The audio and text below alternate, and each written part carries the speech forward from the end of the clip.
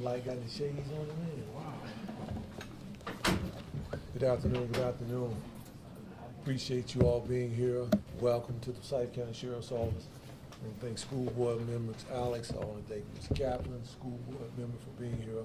I want to thank all of you for being here. I want to just state the purpose of the meeting. Also, before I do that, I want to thank the Winston Police Department, school system, district attorney's office, and of course the men and women of the Forsyth County Sheriff's Office for the work that they have done to bring us to the place that we are. Basically, what I would like to do is just share with you where we are as it relates to the incident that took place at R.J. Reynolds back in December. And so the order of the day will be basically Captain Chenault will give you a layout of what took place. Then you'll hear from Captain Rose of the Winston Police Department. Of course, you'll hear from Ms. McManus, the superintendent, and you'll hear from the district attorney, Mr. Jim O'Neill. So I'll get out of your way and introduce to you Captain of CID, Captain Robbie Chenault. Good afternoon. I'm Captain Robbie Chenault of the Criminal Investigations Division here at the Sheriff's Office. Following the shooting outside of Reynolds High School at approximately 3:49 p.m. on December the 10th, the Forsyth County Sheriff's Office, along with our partners, the U.S. Marshal Service, the Winston-Salem Police Department, and the Forsyth County District Attorney's Office, made multiple arrests related to this incident. The first arrest was Jonathan Emmanuel Dallas, an 18-year-old black male from High Point, has been charged with one count of felony conspiracy to commit felony assault. He was also charged with one count of felonious inciting a riot. Mr. Dallas is in the Forsyth County Detention Center, currently under a $500,000 secured bond. The second arrest was Moises Lobato Ocampo, a 22-year-old Hispanic male from Winston-Salem. He's been charged with 2 counts of obtaining property by false pretense and 2 counts of misdemeanor possession of stolen property. Mr. Ocampo was initially confined to the detention center on a $5,000 secured bond, but has since posted bond.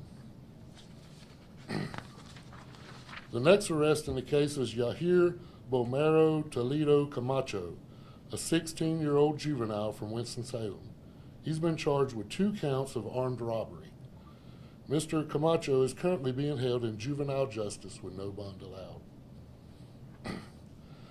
The next subject is Ricardo Elia Mahia, a 16-year-old juvenile from Winston-Salem. He's been charged with 2 counts of armed robbery, 1 count of felonious assault with a deadly weapon with intent to kill or inflict serious injury. He's also been charged with 1 count of felony possession of a firearm on educational property. He was also charged with 1 count of felony inciting a riot. Mr. Mahia is currently being held by juvenile justice with no bond allowed. The last subject charged is Larry Roman Nolea Toledo, a 17-year-old juvenile. He's been charged with 1 count of conspiracy to commit felony assault. He was taken before a magistrate and given a written promise. That's all I have at this time. Good afternoon. I'm Assistant Chief David Rose. I'm over the Investigative Services Bureau of the Winston-Salem Police Department, which is the Criminal Investigations Division. I want to take just a quick minute and reaffirm our support for the good work that's done here. As we've emphasized prior to the arrest, the Forsyth County Sheriff's Office, Winston-Salem Police Department, and our partners with the DA's office have a steadfast commitment to keeping this community safe. Our ultimate goal as law enforcement agencies is to ensure the safety of our community and prioritize the pursuit of justice. We appreciate the men and women of the Forsyth County Sheriff's Office, the Winston-Salem Police Department, and the District Attorney's Office. And Ms. McManus, we will continue to work with the school officials to make sure our schools are safe for our kids to learn in. So thank you. I think Superintendent McManus is next. Okay, thank you. Good afternoon, everyone. I also just want to reiterate thanks to our law enforcement partners, to our district attorney, to everyone involved.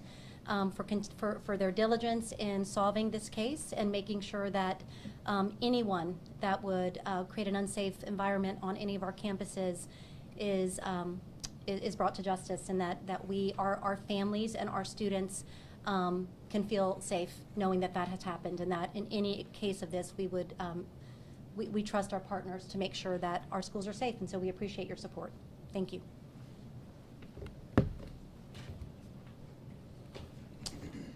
Good afternoon. I'm Forsyth County District Attorney Jim O'Neill. I'd like to begin just by saying thank you to the men and women over the Forsyth County Sheriff's Department, and the City of Winston-Salem, the Police Department, our school system, that immediately all of these agencies came together to be sure that all of our resources were put forth towards apprehending the individuals responsible for this just terrible crime.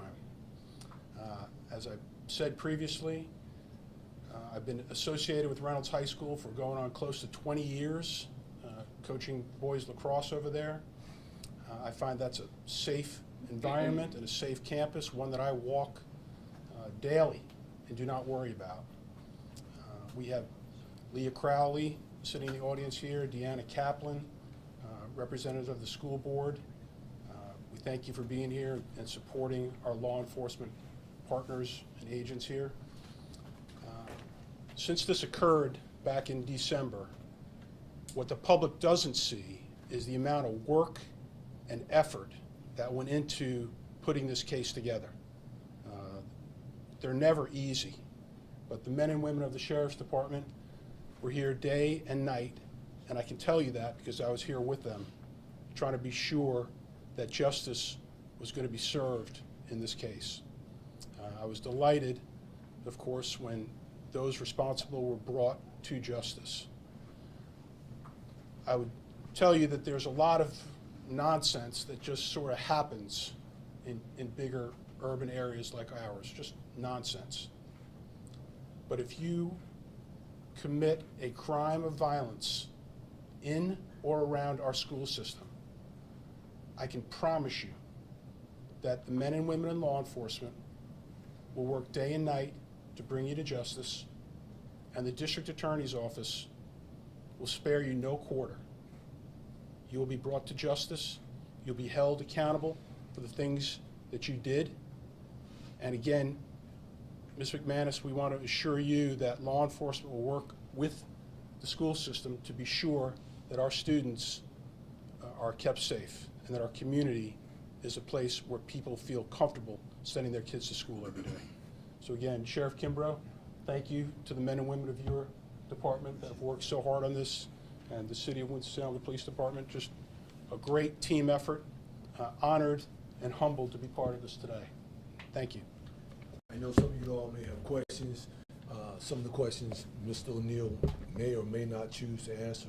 But what I just want to echo what he said is just want you to know that we take very serious any threat to our children or our schools. We take this as very serious. We're in partnership with the school we have and continue to support the Forsyth County schools.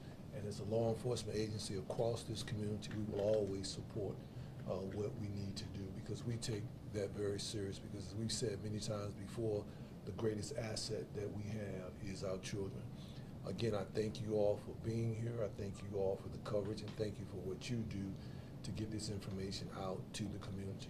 So we may have time for one or two questions, and again, I will tell you in advance, the questions may not be able to be answered. Please respect that. Yes, ma'am, I saw yours first, and I saw you second, third, and fourth. How many suspects have gang affiliation?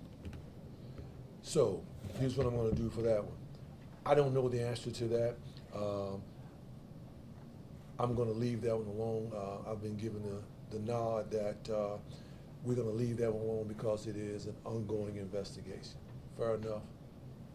I know I didn't answer, but fair enough. Yes? Sheriff Kimbrough, thank you for your time today. Can you share when the arrests were made and maybe what helped when it came to these arrests? What are some of the biggest challenges you guys faced?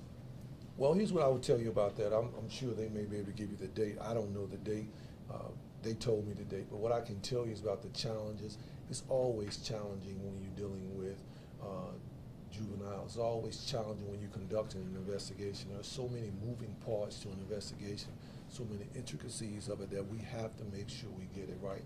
Because when we take it to the district attorney, we have to make sure that we have done things by the numbers. But what I will tell you is that we will spare no expense, no time to nothing to make sure that we do get it right and we bring those to justice. And we don't look at it as obstacles. We look at it as that's what we do for this community. Yes, ma'am, and then I'll get you, then I'll come back. Yes, Is ma'am. it possible that you could just maybe go a little bit more in detail of how the scene broke out, how many firearms were actually involved? Again, what I will tell you is that it's an ongoing investigation. Once we bring the evidence together, it's like football, we pass it off to the district attorney's office, and so I have to be very careful as to what I say and will not say because I don't want any problems with it. Yes, ma'am. Were any of those arrested students at Reynolds or students in the school system? What I will tell you is that it's a school system question. I can answer that in a very general so I only know of the ones that are of school age. And so, no, none of those were students at Reynolds. One of the group was currently enrolled but had not been in school for a while. In the school district? Correct. Okay. Yes, ma'am. Yes, ma'am. You, then I'm coming to you. Does this have any relation to the robbery that took place in the tunnel before the shooting? What I will tell you is that that is an ongoing investigation. I have been given the signal that that's a DA's question and we won't be entertaining that. A great question. Yes, ma'am. I take it because you had mentioned the minors' names that they will be charged as adults because of the new law? That's a district attorney question. I've been given a sign they will be charged as adults. Okay, and all of that, how were the bonds chosen? I had heard that one was $500,000, the other was $5,000. Was there, are you able to kind of give us more information on that? No bond allowed. Okay. You referencing the no bond allowed? No, the one that was $5,000, he was out on bond, and then there was another one, $500,000, and then no bond. So how did you kind of differentiate from the different bonds? If I understand your question, you're asking about how does one person get a written promise, how does somebody get a secure bond? Those are questions for the magistrate's office. We don't have any say in that, nor does law enforcement. I understand that everybody has questions. We get it. There's more that you want to know. There's more facts that you want rolled out.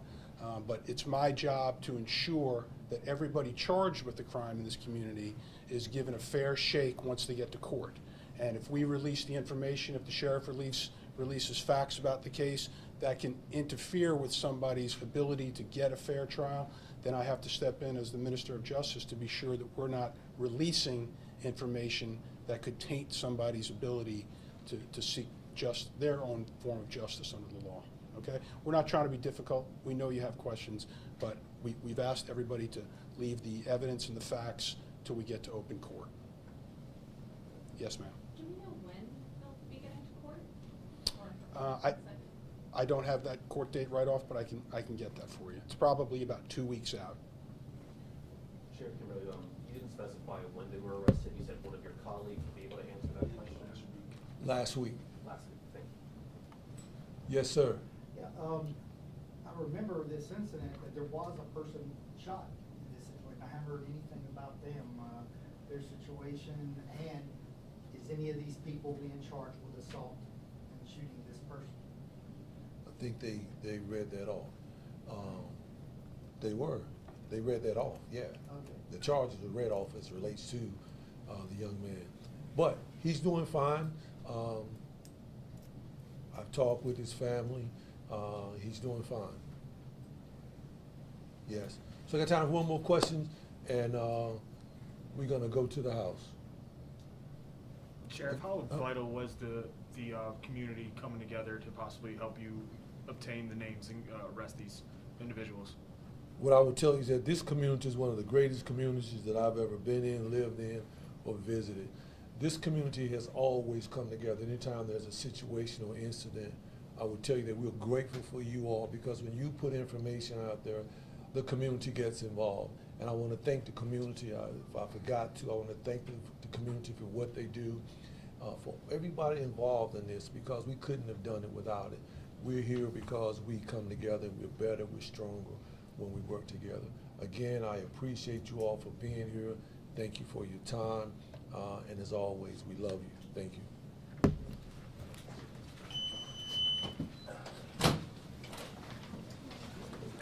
You guys will get a press release in the next few hours, okay? With all this in it.